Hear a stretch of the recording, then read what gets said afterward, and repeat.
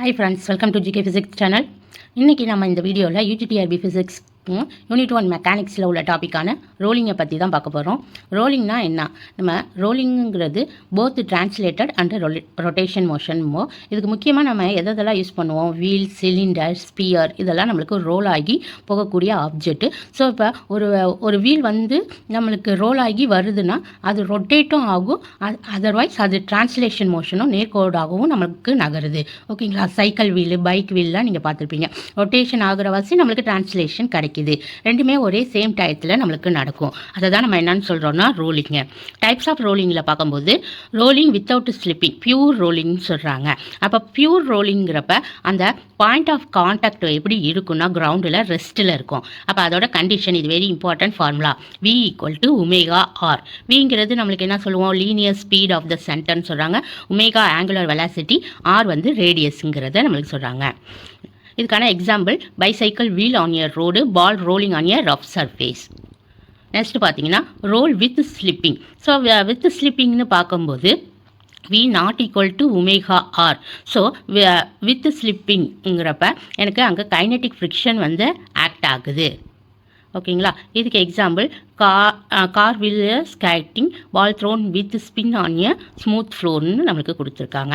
ரோலிங்கில் நீங்கள் முக்கியமாக பார்க்கக்கூடிய ஃபார்முலான்னு பார்த்தீங்கன்னா இந்த கைனெட்டிக் எனர்ஜிக்கான ஃபார்முலா, இல்லை டிரான்ஸ்லேஷன் கைனெட்டிக் எனர்ஜிக்கு என்ன ஃபார்முலா, ரொட்டேஷன் கைனெட்டிக் எனர்ஜிக்கு என்ன ஃபார்முலா, டோட்டல் கைனெட்டிக் எனர்ஜி.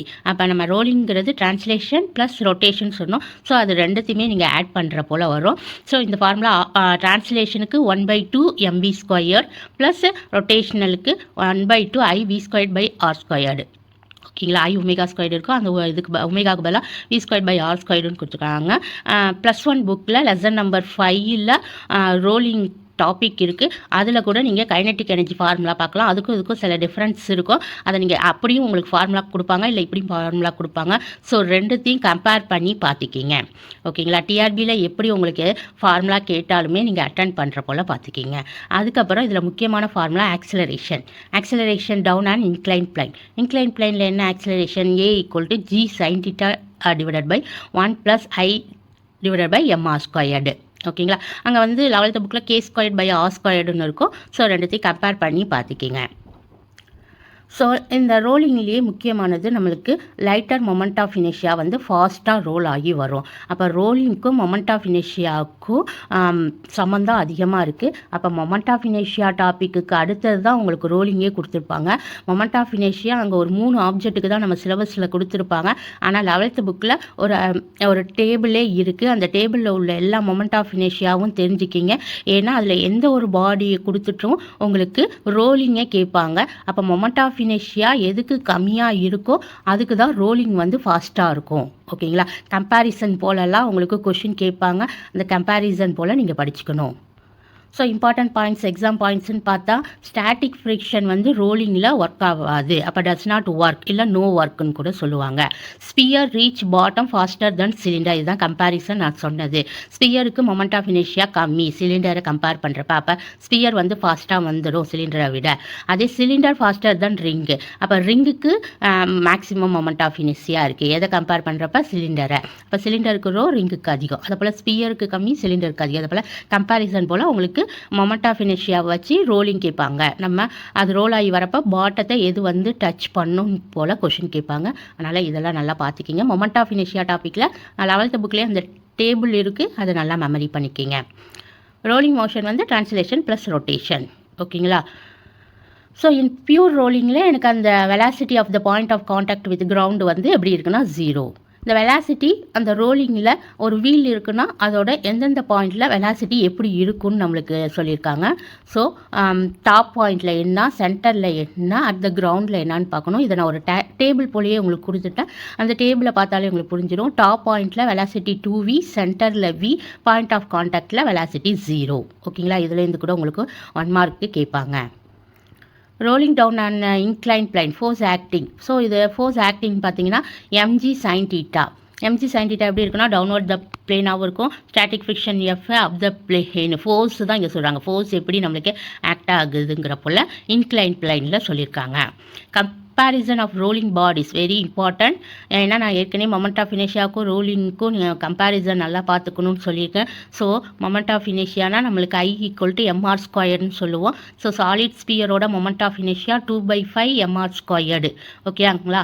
அதனால் அதுக்கு ஆக்சிலரேஷன் அதிகமாக இருக்கும். ஸோ அதுதான் ஃபஸ்ட்டு வந்து நம்மளுக்கு பாட்டத்தை வந்து தொடும். ஓகேங்களா? அடுத்தது சாலிட் சிலிண்டர் 1/2 mr². அதுக்கு மீடியம் ஆக்சிலரேஷன். ரிங்குக்கு வந்து mr² மினிமம் ஆக்சிலரேஷன். இந்த மொமெண்ட் ஆஃப் இனர்ஷியாவே பார்த்தீங்கன்னா இந்த ஃபார்முலா படி mr² நீங்கள் தனியாக வச்சுட்டிங்கன்னா ரிங்குக்கு 1, சாலிட் சிலிண்டருக்கு 1/2னா அது 0.5ன்னு வரும். சாலிட் சிலிண்டருக்கு 0.5, சாலிட் ஸ்பியருக்கு 2/5னா 0.4 கிட்ட வரும். அப்போ எதுக்கு மொமெண்ட் ஆஃப் இனர்ஷியா அதிகம்? ரிங்குக்கு அதிகம். சாலிட் சிலிண்டருக்கு 1/2னா 0.5, சாலிட் ஸ்பியருக்கு 0.4. அப்போ இதுக்கு 1, அதுக்கு 0.5, 0.4. அப்போ சாலிட் ஸ்பியர் வந்து நம்மளுக்கு லோ மொமெண்ட் ஆஃப் இனர்ஷியாவாக இருக்குது. அதனால் அதுக்கு மேக்ஸிமம் ஆக்சிலரேஷன் இருக்கும். ஸோ அது வந்து நம்மளுக்கு பாட்டத்தை ஃபஸ்ட்டு வந்து ரீச் பண்ணும். ஓகேங்களா? ஸோ அதனால் மொமெண்ட் ஆஃப் இனர்ஷியா ரோலிங்க்கு ரிலேஷனை பார்த்துக்கிங்க. ஏன்னா மொமெண்ட் ஆஃப் இனர்ஷியா வச்சு தான் நீங்கள் ரோலிங்க்கு சொல்ல முடியும். நெக்ஸ்ட் பார்த்தீங்கன்னா டிஆர்பி பாயிண்ட்ஸ் படி உங்களுக்கு கீ பாயிண்ட்ஸ் கொடுத்துருக்கேன். ஸோ ஸ்டாட்டிக் ஃப்ரிக்ஷன் இங்கே டஸ் நாட் ஒர்க் இல்லை நோ ஒர்க்குன்னு சொல்லுவாங்க. பாயிண்ட் ஆஃப் கான்டாக்ட் வெலாசிட்டி வந்து எனக்கு 0, டாப் உள்ள பாயிண்ட் வெலாசிட்டி 2vன்னு சொல்கிறோம். ரோலிங்கிறது combination of translation plus rotation. ஓகேங்களா? இல்லை முக்கியமான ஃபார்முலா பார்த்தா கைனெட்டிக் எனர்ஜிக்கான ஃபார்முலா, அதுக்கப்புறம் ஆக்சிலரேஷனுக்கான ஃபார்முலா. ஓகே ஃப்ரெண்ட்ஸ், இந்த வீடியோ பிடிச்சிருந்துச்சுன்னா மறக்காமல் லைக் பண்ணுங்கள், ஷேர் பண்ணுங்கள். இந்த சேனலை எல்லாருமே ஃபாலோ பண்ணுங்க. இதில் கமெண்ட்டில் உங்களுக்கு என்னோட டெலிகிராம் குரூப்புக்கான லிங்க்கை கொடுத்துருக்கேன்.